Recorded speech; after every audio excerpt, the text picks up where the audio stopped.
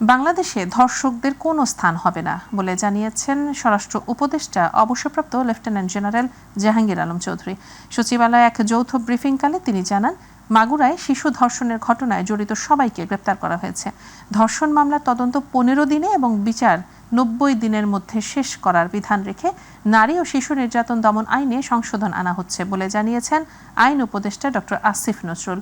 গত 7 মাসের সকল ঘটনা সরকার নজরদারি করছে জানিয়ে তথ্য প্রমাণ পেলে অপরাধীদের সাথে সাথেই গ্রেপ্তার করা হবে বলে জানান তথ্য উপদেষ্টা মাহফুজ আলম। আরও জানাচ্ছেন রাকিব হাসান। সমসাময়িক বিষয় নিয়ে আইন মন্ত্রণালয়ের সভাকক্ষে স্বরাষ্ট্র, আইন এবং তথ্য উপদেষ্টার এই সংবাদ সম্মেলনের আয়োজন। স্বরাষ্ট্র মন্ত্রণালয়ের পক্ষ থেকে কিছু বলার আছে এই দেশে বিভিন্ন পরিস্থিতির কারণে। শুরুতেই মাগুরার শিশু ধর্ষণ ও নিষিদ্ধ ঘোষিত সংগঠন হিজবুত তাহরীর কার্যক্রম নিয়ে আইন শৃঙ্খলা বাহিনীর কঠোর অবস্থানের কথা তুলে ধরেন স্বরাষ্ট্র উপদেষ্টা। কোনোভাবেই কোনো নিষিদ্ধ ঘোষিত সংগঠনকে কোনো রাজনৈতিক কার্যক্রম পরিচালনা করতে দেয়া হবে না। বাংলাদেশে ধর্ষকদের কোনো স্থান হবে না। মাগুরায় ঘটনায় যারা অভিযুক্ত তাদের সবাইকে ইতিমধ্যে গ্রেপ্তার করা হয়েছে।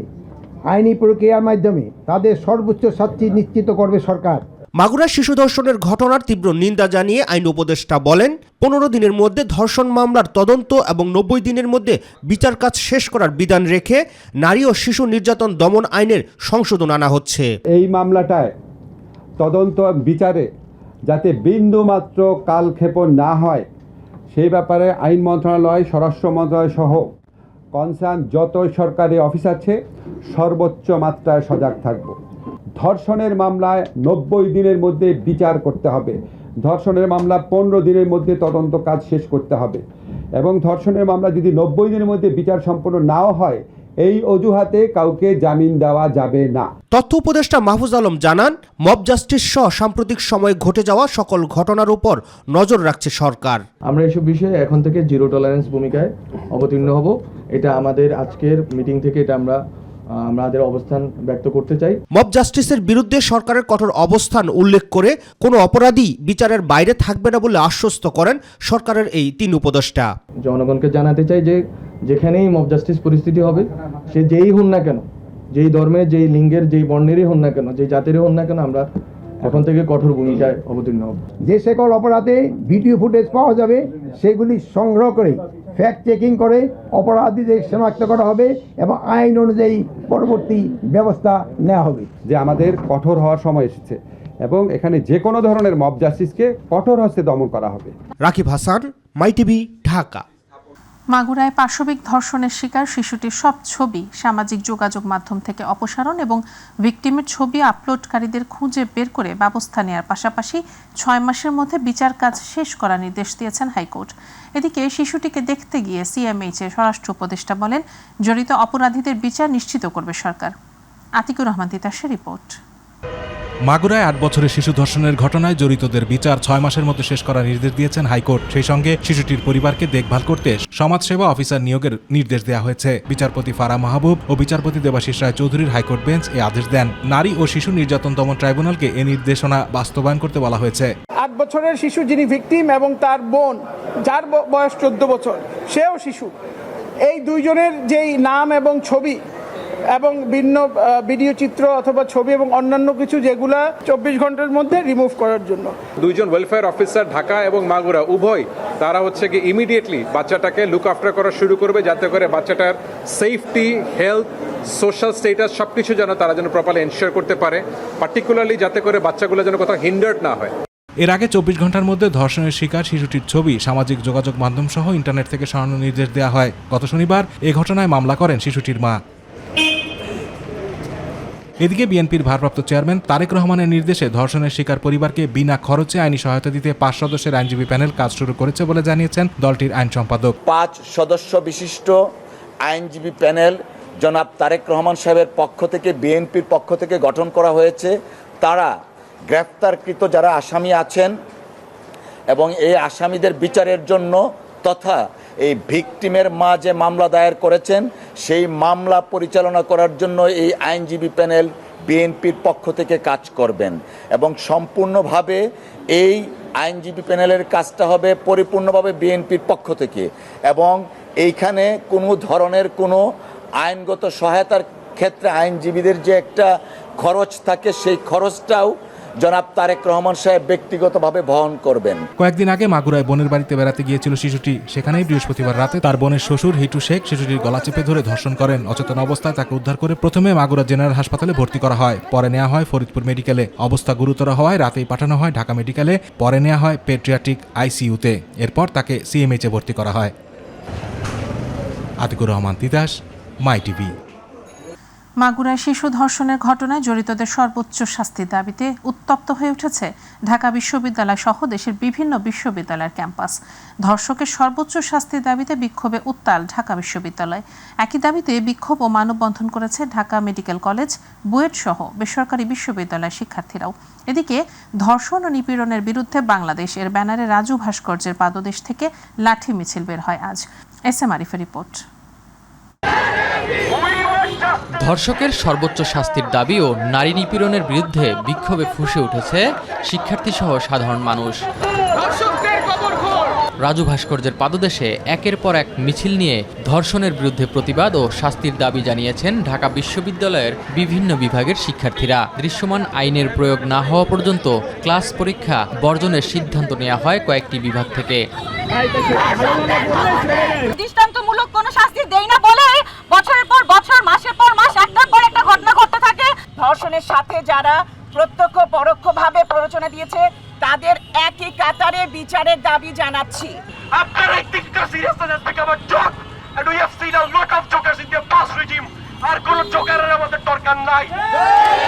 এখন পর্যন্ত যতগুলো ধর্ষণ হয়েছে তার প্রত্যেকটার বিচার না হওয়া পর্যন্ত আমরা সমস্ত ক্লাস পরীক্ষা সমস্ত কিছু বর্জন করছি। ঢাবি শিক্ষার্থীদের সাথে একাত্মতা ঘোষণা করে বিক্ষোভ মিছিল ও প্রতিবাদ জানিয়েছেন ঢাকা মেডিকেল কলেজের শিক্ষার্থীরা। ধর্ষণ বন্ধে কঠোর আইনের প্রয়োগের দাবি জানান তারা। সারা বাংলায় খবর দে, রাস্তায় অর্ধেক পুঁতে পাথর মারতে শুরু করি, তাহলে এর বিচার কি কার্যকর হবে কি হবে না? শনাক্ত করার পরে কেন ধর্ষণকারীকে মৃত্যুদণ্ড দেওয়া হবে না? কার জন্য দেওয়া হবে না? একজন ধর্ষককে যদি ফাঁসি দেওয়া হয়, আমার মনে হয় না যে কেউ সাহস পাবে ধর্ষণ করা। ধর্ষণ ও নারী নিপীড়নের প্রতিবাদে বুয়েট স্মৃতিসৌধের সামনে মানববন্ধন পালন করে শিক্ষার্থীরা। নারীর নিরাপত্তা নিশ্চিতে অন্তর্বর্তী সরকারের পদক্ষেপে অসন্তোষ জানান তারা।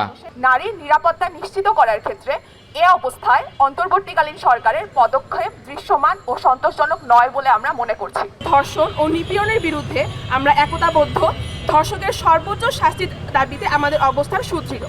রাজু ভাস্কর্যের পাদদেশে ধর্ষণ ও নিপীড়নের বিরুদ্ধে বাংলাদেশ প্ল্যাটফর্মের ব্যানারে সারা দেশে অব্যাহত ধর্ষণ ও নিপীড়নের বিরুদ্ধে লাঠি মিছিল করে শিক্ষার্থী সহ পেশাজীবীরা। ধর্ষণের বিচার দ্রুত বিচার ট্রাইব্যুনালে করা, স্বরাষ্ট্র উপদেষ্টার পদত্যাগ সহ 9 দফা দাবি জানান তারা। শিশু থেকে শুরু হয়ে আমরা বড়রা কেউই নিরাপদ না। এটা দ্রুত বিচার এবং শান্তি চাই। ওভারঅল সমাজের মধ্যে পুরুষতান্ত্রিক চিন্তা থেকে বের হয়ে আসা। প্রতীকী লাঠি মিছিলটি ভিসি চত্বর, নীলক্ষেত, কাটাবন, শাহবাগ মোড় হয়ে পুনরায় রাজু ভাস্কর্যে এসে শেষ হয়। এদিকে নারীর প্রতি সহিংসতা ও ধর্ষণ রোধে ফুঁসে উঠেছে জাহাঙ্গীরনগর সহ দেশের বিভিন্ন বিশ্ববিদ্যালয় ও শিক্ষা প্রতিষ্ঠান। ক্লাস পরীক্ষা বর্জন সহ মহাসড়ক অবরোধের মতো কর্মসূচি পালন করে শিক্ষার্থীরা। এসএম আরিফ, মাই টিভি, ঢাকা। মাগুরা শিশু ধর্ষণের ঘটনায় মানবাধিকারের ওপর ছুরিকাঘাত করা হয়েছে বলে মন্তব্য করেছেন বাংলাদেশের জামায়াত ইসলামীর আমির ডাক্তার শফিকুর রহমান। জাতীয় প্রেস ক্লাবে আদর্শ শিক্ষক ফেডারেশন আয়োজিত শিক্ষক প্রতিনিধি সম্মেলনে অংশ নিয়ে তিনি কথা বলেন। জামায়াত রাষ্ট্র ক্ষমতায় গেলে সবার আগে শিক্ষা ব্যবস্থা সংস্কার করবে জানিয়ে ডাক্তার শফিকুর রহমান আরও বলেন, নৈতিক শিক্ষাকে বিকশিত করার উদ্যোগ নেবে জামায়াত। দাবি দেওয়া আদায় হবে ইনশাআল্লাহ। যতক্ষণ আদায় না হয়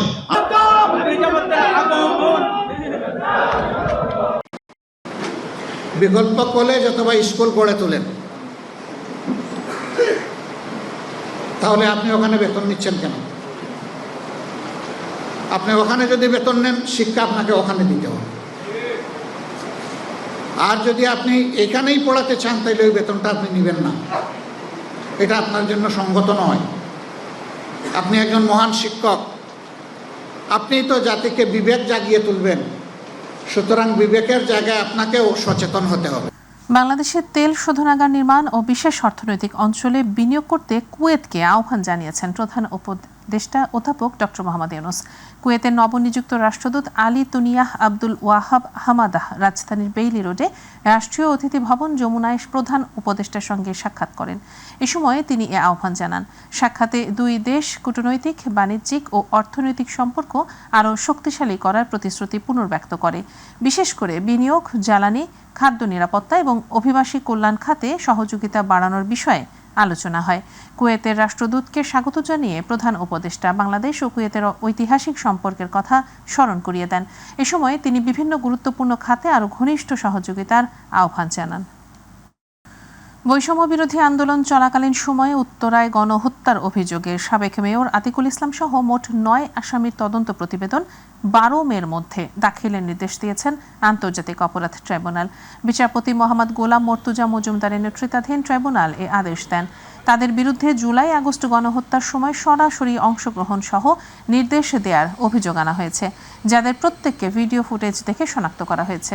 উত্তরায় জুলাই আগস্ট গণহত্যার মামলায় ঢাকা উত্তর সিটি কর্পোরেশনের সাবেক মেয়র আতিকুল ইসলাম সহ ১০ জনকে আন্তর্জাতিক অপরাধ ট্রাইব্যুনালে হাজির করা হয়। এদিকে জুলাই আগস্টে রামপুরায় গণহত্যা মামলায় ৩ পুলিশ কর্মকর্তার বিরুদ্ধে গ্রেপ্তারি পরোয়ানা জারি করেছেন ট্রাইব্যুনাল। ছিল সেটা ছিল উত্তরার রিলেটেড যে ঘটনা, জুলাই আগস্টের ম্যাসাকারের মামলা। সেখানে আমরা 2 মাসের তদন্ত রিপোর্ট দাখিলের জন্য সময় বৃদ্ধি করার আবেদন জানিয়েছি। আদালত সেটা মঞ্জুর করে 12ই মে পরবর্তী তারিখ নির্ধারণ করেছেন। ওই একই মামলায় 2 জন আসামি এডিসি ইকবাল এবং ওসি মুজিবুর রহমান, উত্তরা পূর্ব থানার সাবেক ওসি, এই 2 জনকে জিজ্ঞাসাবাদের জন্য আমাদের তদন্ত সংস্থার কাছে 1 দিনের জন্য হস্তান্তরের জন্য যে আবেদন ছিল সেটিও আদালত মঞ্জুর করেছেন।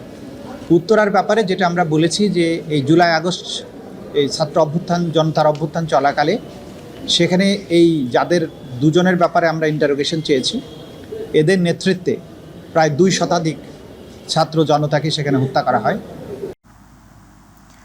আমার দেশ পত্রিকার সম্পাদক মাহমুদুর রহমানের উপর হামলা সহ 2টি হত্যা চেষ্টা মামলায় জাসদ সভাপতি হাসানুল হক ইনুকে কারাগারে পাঠানোর নির্দেশ দিয়েছেন কুষ্টিয়ার একটি আদালত। দুপুরে সাবেক তথ্যমন্ত্রী হাসানুল হক ইনুকে কড়া পুলিশ পাহারায় আদালতে হাজির করা হলে কুষ্টিয়ার senior judicial magistrate Mahmuda Sultana তাকে কারাগারে পাঠানোর নির্দেশ দেন। এ সময় বিপুল সংখ্যক জাসদ নেতাকর্মী আদালত চত্বরে ভিড় করেন।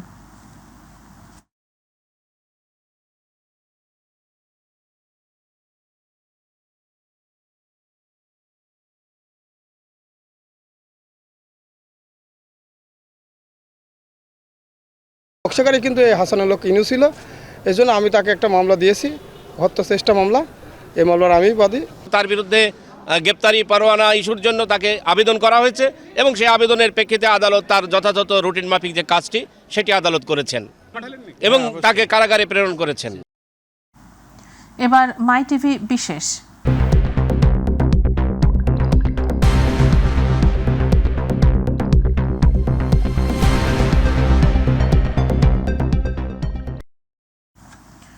শেখ হাসিনা সরকারের পতনের পর নানা মতের মানুষের সমন্বয়ে গঠিত হল রাজনৈতিক দল জাতীয় নাগরিক পার্টি। প্রবীণ ও অভিজ্ঞদের ছাড়া রাজনীতি কতটা গতি পাবে তা নিয়ে রয়েছে বেশ আলোচনা। দলটির নেতারা বলছেন, ডিসেম্বরে জাতীয় নির্বাচন হলে তাতে অংশ নেবে নাগরিক পার্টি, তবে শেখ হাসিনার বিচার তাদের মূল দাবি। মাহবুব সৈকতের বিশেষ রিপোর্ট। ছাত্র জড়তার গণ অভ্যুত্থানের প্রায় 7 মাস পর চলতি বছরের ফেব্রুয়ারির শেষ দিন রাজধানীতে জমকালো আয়োজনের মধ্য দিয়ে আত্মপ্রকাশ করে জাতীয় নাগরিক পার্টি। যে বাংলাদেশকে আর কখনোই বিভাজিত করা যাবে না। স্বৈরাচারী হাসিনা সরকারের বিদায়ে নানা পথ এবং মতের মানুষের সমন্বয়ে বৈষম্য বিরোধী আন্দোলনের ব্যানারে রাজপথে নেতৃত্ব দেয়া তরুণদের অন্যতম একটা অংশ মিলিয়ে মূলত গঠিত হয়েছে রাজনৈতিক এই দল। তাই 24-এর পরে নতুন আশঙ্কার জন্য নতুন একটি রাজনৈতিক দল প্রয়োজন। সেই লক্ষ্য থেকে আমরা রাজনৈতিক দল করার দায় অনুভব করেছি। তৃতীয় বিশ্বের একটা দেশ হিসেবে জনগণকে ক্ষমতায়িত করা, পরিবারতান্ত্রিক এলিট পরিসরের বাইরে গিয়ে। উপদেষ্টার পদ ছেড়ে ইতিমধ্যেই দলটির সিফাহ সালারের ভূমিকায় নাহিদ ইসলাম। প্রাথমিকভাবে ঘোষিত 151 সদস্যের কেন্দ্রীয় কমিটি মূলত তারুণ্য নির্ভর। এতগুলি রাজনৈতিক দল থাকার পরে আরেকটি রাজনৈতিক দল তারা সফল হওয়ার মতো জায়গায় যেতে পারবে কিনা, এটা নিয়ে নানা আলোচনা সমালোচনা আছে। তবে এই ধরনের প্রেক্ষাপটে রাজনীতি করার সুযোগ কিন্তু আছে। সবাইকে কম বেশি তরুণ মনে হচ্ছে এখন রাজনীতিতে কিন্তু একটা অভিজ্ঞতার একটা ব্যাপার থাকে। তারুণ্য নির্ভর দল এটা খুবই পজিটিভ একটা কিছু হয়েছে বৈশ্বিক মানদণ্ডেও। সেদিক থেকে প্রবীণদের অবশ্যই আমরা সাথে রাখবো, কিন্তু তরুণরাই এখানে মূল চালিকা শক্তি। আত্মপ্রকাশের মধুচন্দ্রিমা পার না হতেই পদত্যাগের ঘটনাও ঘটছে কেন্দ্রীয় নেতৃত্ব থেকে। এই ট্রানজিশন পিরিয়ডটাতে আমরা হয়তো বিভিন্ন সংকট দেখতে পাবো, কিন্তু এই সংকটকে সমাধান করে আমাদের এগিয়ে যেতে হবে। সংস্কার এবং বিচারের দাবি প্রাধান্যের তালিকায় থাকলেও ডিসেম্বরে জাতীয় নির্বাচন হলে তাতে অংশ নিতে প্রস্তুত নাগরিক পার্টি। মনে করি অংশগ্রহণের জন্য অবশ্যই আমরা প্রস্তুত এবং প্রস্তুতি নিচ্ছি। অংশগ্রহণটা কী মাত্রায় আমরা করতে পারবো এবং কতটুকু ব্যাপকভাবে আমরা জনগণের কাছে পৌঁছাতে পারবো সেটা এই কয় মাসে আমাদের কাজের উপর নির্ভর করে। এই কম সময়ের মধ্যে ছাত্ররা আসলে সেই জায়গায় তৃণমূলে কতটুকু তারা ওই জায়গায় নিয়ে যেতে পারবে, এটা তো ভোটের ব্যাপার আছে সেখানে, সেটা এখনো দেখার বিষয়। এখন গণঅভ্যুত্থানের মধ্য দিয়ে সারা দেশের মানুষ রাজনীতি সচেতন হয়ে উঠেছে। এখন খুব অল্প সময় অসংখ্য মানুষের কাছে পৌঁছে যাওয়া সম্ভব, অসংখ্য মানুষকে আমাদের সাথে নিয়ে আসা সম্ভব। যদিও নির্বাচনে জোটবদ্ধ হওয়ার ব্যাপারে ইতিবাচক ভাবনাই রয়েছে এনসিপির। যারা আমাদের ২৪-এর গণঅভ্যুত্থান স্পিরিট ধারণ করতে চাইবেন সেই পুরনো দলগুলোর সাথে হয়তোবা আমাদের জোট আলাপ আলোচনা, আমাদের একটি অ্যালায়েন্স হতে পারে। তবে সঠিক কর্মকৌশল নির্ধারণ করে তৃণমূলে যেতে পারলে আগামীতে নাগরিক পার্টির উজ্জ্বল সম্ভাবনা রয়েছে বলে মনে করেন বিশ্লেষকরা। ছাত্ররা যদি সত্যিকার অর্থে বাংলাদেশের পক্ষে যত বাধাই আসুক না, তাহলে হয়তো একটা জায়গায় যেতে পারবে। তারা গ্রেটেস্ট পার্টি হতে পারেন যে কোনো পুরনো দল, কিন্তু আমরা লেটেস্ট পার্টি এবং আমরা লেটেস্ট মানুষের যে জন আকাঙ্ক্ষা আছে সেটাকে ধারণ করি, এটা ঐতিহাসিক বাস্তবতায় সত্য। মাহবুব সৈকত, মাইটিভি, ঢাকা। আওয়ামী লীগকে নিষিদ্ধ সহ আগামী জাতীয় সংসদ নির্বাচনে অংশগ্রহণ করতে দেয়া হবে কি না তা জাতীয় ঐক্যমতের ভিত্তিতে রাজনৈতিক দলগুলোর সাথে বসে সিদ্ধান্ত নেওয়া হবে বলে জানিয়েছেন এবি পার্টির সাধারণ সম্পাদক ব্যারিস্টার আসাদুজ্জামান ফুয়াদ। আজ রাজধানীর বিজয়নগরে এবি পার্টির কেন্দ্রীয় কার্যালয়ে যুক্তরাষ্ট্রভিত্তিক মানবাধিকার সংগঠন রাইট টু ফ্রিডমের সাথে মতবিনিময় সভা শেষে গণমাধ্যম কর্মীদের এসব কথা বলেন তিনি। এছাড়া গণ অভ্যুত্থানের মাধ্যমে যে ফ্যাসিবাদ মুক্ত দেশ গঠন হয়েছে তার ধারাবাহিকতা ধরে রাখতে সকল রাজনৈতিক দলকে আহ্বান জানান ব্যারিস্টার ফুয়াদ। আমাদের একটা ঐক্যমত হওয়া দরকার। পারহ্যাপস জাতীয় ঐক্যমতের কমিশন যেটা আছে সেই ঐক্যমত কমিশনের মাধ্যমে অংশীজনদের মতামত নেওয়া দরকার। রাজনৈতিক দল এবং আরও যারা গুরুত্বপূর্ণ স্টেক হোল্ডার আছে তাদের মতামতের উপরে ভিত্তি করে একটা সিদ্ধান্তে আসা দরকার যে আওয়ামী লীগের রাজনীতি এবং আওয়ামী লীগকে নির্বাচনে অংশগ্রহণ করতে দেওয়া অথবা পুনর্বাসন করবার ক্ষেত্রে আমাদের জাতীয় মত, আমাদের ঐক্যমতের জায়গাটা কোথায়। প্রয়োজনে এমনও হতে পারে যে রেফারেন্ডাম হতে পারে কি না, আমরা সেটাও বলেছি যে হ্যাঁ রেফারেন্ডাম হতে পারে, যে আওয়ামী লীগ জাতীয় পার্টি এবং 14 দলের ব্যাপারে আমরা কি করব। রমজানের শুরু থেকেই রাজধানীর বাজারে চড়া দামে বিভিন্ন জাতের ফল বিক্রি হচ্ছে। তরমুজ, মাল্টা, কমলা, আঙুর, আনার সহ রসালো ফলের দাম ধারাবাহিকভাবে বেড়ে চলেছে। ফলে ইফতারে মধ্যবিত্তের পাতে এক টুকরো ফল রাখা কষ্টসাধ্য হয়ে দাঁড়িয়েছে। ক্রেতারা বলছেন বাজার তদারকি ছাড়া দাম নিয়ন্ত্রণে আনা সম্ভব নয়। তবে ব্যবসায়ীদের দাবি আমদানি কম হওয়া এবং পরিবহন খরচের কারণে ফলের দাম বেড়েছে। আফজাল হোসেনের রিপোর্ট। সারাদিন রোজা রেখে ইফতারে ভাজা পোড়া খাবারের বদলে ফল খাওয়ার পরামর্শ দেন ডাক্তাররা। তবে চাইলেই কি সে ফল মেলে? আওয়ামী লীগ বলছে যে আপনারা আঙুর কেন খাবেন, বড়ই দিয়ে প্লেট সাজান, আপনারা আপেল কেন খাবেন, পেয়ারা খাবেন। উপযোগ দেওয়া খুব সোজা, বাস্তবতা খুব কঠিন। সাদা আঙ্গুরটা একটু দাম বাড়ছে। সাদা আঙ্গুর ছিল 250-60, এখন 300-র উপরে। এ যেন স্বাদ আছে সাধ্য নেই। এমনিতেই নিত্য প্রয়োজনীয় পণ্যের দাম চড়া, তার মধ্যে মধ্যবিত্তের সংসারে ফল কেনা তো বিলাসিতা, আর নিম্নবিত্তরা তো ফল কেনার কথা কল্পনাও করেন না। 1 কেজি সবুজ আপেলের টাকা দিয়ে 21 কেজি আলু পাওয়া যায়। বাতাসে আলু খাওয়া ভালো। মার্কেট শর্ট থাকলে ওরা দাম বাড়ায় দেয়, আর মার্কেটে বেশি থাকলে দাম কমায় বেচে। তবে বাজারে যে দামে ফল বিক্রয় হয় তার পেছনে দায়ীরা আজও ধরাছোঁয়ার বাইরে। মাঝে মাঝে দু একটা অভিযান চোখে পড়লেও তার প্রভাব পড়ে না সামগ্রিক ফল বাজারে। আমরা যখন বাজারে আসি আমরা দিনমজুর, আমাদের যে ইনকাম, ওই ইনকাম আমাদের আপেল, কমলা, আঙ্কুর এগুলো আমার খেতে ইচ্ছা হয়, কিন্তু বাট আমরা খাইতে পারতেছি না, আমাদের মনে অনেক কষ্ট। সারাদিন রোজা রেখে পুষ্টিগুণে ভরপুর ফল শারীরিক শক্তির পাশাপাশি মাল্টিভিটামিনের চাহিদা পূরণ করে। তবে দেশের বিশাল একটি জনগোষ্ঠী সেই জরুরি পুষ্টি থেকে বঞ্চিত হয়ে আছেন বছরের পর বছর। কখনো কখনো ফলের দাম এতটাই নিয়ন্ত্রণহীন হয়ে পড়ে যে ক্রেতাদেরকে খালি হাতেই ফল না কিনে বাড়ি ফিরতে হয়। বাজারে আসা ক্রেতাদের তাই একটাই প্রশ্ন, কবে বাড়বে নজরদারি আর কবে তারা সহজে ফল কিনে তুলে দিতে পারবেন পরিবারের হাতে। আফজাল হোসেন, মাই টিভি, ঢাকা। ধীরে ধীরে জমে উঠতে শুরু করেছে রাজধানীর ঈদ মার্কেটগুলো। ফুটপাত থেকে শুরু করে শপিং মল, এখনও ক্রেতাদের তেমন সরব উপস্থিতি লক্ষ্য করা যায়নি। ঈদ আসতে বেশ কয়েকদিন সময় থাকায় বেচাকেনা কম বলে জানালেন ব্যবসায়ীরা। তবে 15 রোজার পরেই জমজমাট হবে ঈদ মার্কেট, এমন প্রত্যাশা তাদের। শিমুল খানের রিপোর্ট। ঈদ এবং নতুন পোশাক যেন অঙ্গাঙ্গিকভাবে জড়িয়ে আসছে, তাই তো পোশাক কিনতে রাজধানীর বিপণী বিতানগুলোতে সব বয়সী মানুষের উপচে পড়া ভিড়। বিক্রেতারা বলছেন 15 রমজানের পর আরও জমজমাট হয়ে উঠবে বেচাকেনা। এখন রোজা শুরু, সামনের দিকে হয়তো কাস্টমার বাড়বে, বেচাকেনাও বাড়বে। 15 রোজার পরে যতটুকু কেনার, কিন্তু বাট সবে বরাতের পর থেকে এটা বেচা বিক্রি যায়, এই বছর এটা হয়নি। 20-18 রমজানের মধ্যেই আমাদের বেচাকেনা পুরো ফুল নিয়ে থাকবে। যদিও গত বছরের চেয়ে এবছর পোশাকের দাম তুলনামূলক অনেক বেশি বলে অভিযোগ ক্রেতাদের। আমি এখন জামা কিনেছি আর ফুল প্যান্ট কিনেছি। এখানে কাপড়ের দামটা একটু বেশি যাচ্ছে, আবার দেখা গেছে যে দামাদামি করলে অল্প দামে ছেড়ে দিচ্ছে। তুলনামূলকভাবে এখন একটু বেশি মনে হইতাছে আমার কাছে। কেউ আইয়া ভালো চায়, কিন্তু তার সামর্থ্য নাই, তার বাজেট নাই, তখন সে বাধ্য হয়ে একটু কম দামের দেয় নাই। শুধু কাপড়ের দোকানে নয়, ছোঁয়া লেগেছে মেয়েদের সাজসজ্জার নামি দামি বিপণীতেও। সবার প্রত্যাশা, সিয়াম সাধনার পর ঈদের খুশি ছড়িয়ে যাবে সবার মাঝে। শিমুল খান, মাই টিভি, ঢাকা।